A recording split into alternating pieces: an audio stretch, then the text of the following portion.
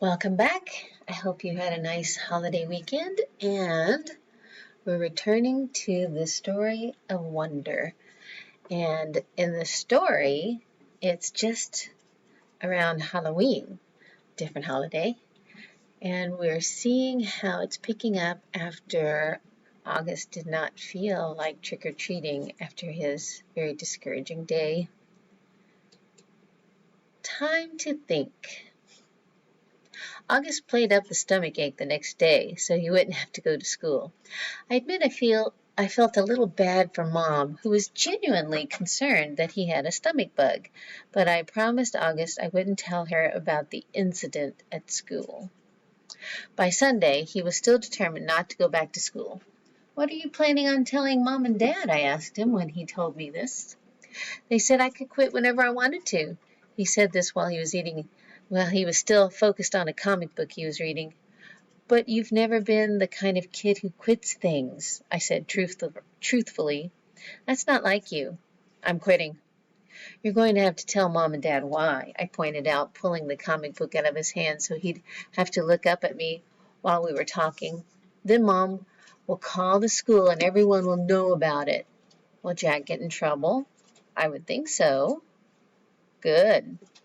I have to admit, August was surprising me more and more. He pulled another comic book off a shelf and started leafing through it. "Augie," I said, "are you really going to let a couple of stupid kids keep you from going back to school? I know you've been enjoying it. Don't give them that power over you. Don't give them the satisfaction." "They have no idea I even heard them," he explained. "No, I know, but Via, it's okay. I know what I'm doing. I've made up my mind." "This is crazy, Augie," I said emphatically, pulling the new comic book away from him too. "You have to go back to school. Everyone hates school sometimes. I hate school sometimes. I hate my friends sometimes. That's just life, Augie. You want to be treated normally, right? This is normal. We all have to go to school sometimes, despite the fact that we have bad days, okay?" "That's very true." "Do people go out of their way to avoid touching you, Via?" he answered, which left me momentarily without an answer. "Yeah, right, that's what I thought. So don't compare your bad days at school to mine, okay?" "Okay, that's fair," I said, "but it's not a contest about whose days suck the most, Augie. The point is, we all have to put up with the bad days. Now, unless you want to be treated like a baby the rest of your life or like a kid with special needs, you just have to suck it up and go." He didn't say anything, but I think that last bit was getting to him. "You don't have to say a word to those kids," I continued. "August, actually, it's so cool that you know what they said, but they don't know you know what they said, you know? What the heck?" "You know what I mean. You don't have to talk to them ever again if you don't want, and they'll never know why, see? Or you can pretend to be friends with them, but deep down inside you know you're not." "Is that how you are with Miranda?" he asked. "No," I answered quickly, defensively. "I never faked my feelings with Miranda." "So why are you saying I should?" "I'm not. I'm just saying you shouldn't let those jerks get to you, that's all.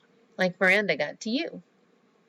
"Oh, like Miranda got to you. Oh, he's digging in there." "Why do you keep bringing up Miranda?" I yelled impatiently. "I'm trying to talk to you about your friends. Please keep mine out of it." "You're not even friends with her anymore." "What does that have to do with what we're talking about?" The way August was looking at me reminded me of a doll's face. He was just staring at me blankly with his half-closed doll eyes. "She called the other day," he said finally. "What?" I was stunned. "And you didn't tell me?" "She wasn't calling you," he answered, pulling both comic books out of my hands. "She was calling me, just to say hi, to see how I was doing. She didn't even know I was going to a real school now. I can't believe you haven't even told her. She said the two of you don't hang out as much anymore, but she wanted me to know that she'd always loved me like a big sister." Double stunned, stung, flabbergasted. That's a great word. I love that word. No words formed in my mouth. "Why didn't you tell me?" I said finally. I don't know, he shrugged, opening the first comic book again. Well, I'm telling Mom and Dad about Jack if you stop going to school, I answered. Tushman will probably call you into school and make Jack and those other kids apologize to you in front of everyone, and everyone will treat you like a kid who should be going to a school for kids with special needs. Is that what you want? Because that's what's going to happen. Otherwise, just go back to school and act like nothing happened. Or, if you want to confront Jack about it, fine. But either way, if you... Fine, fine, fine, he interrupted.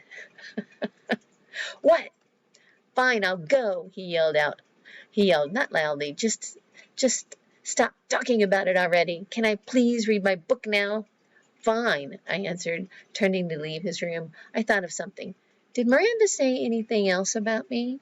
He looked up from the comic book and looked right into my eyes.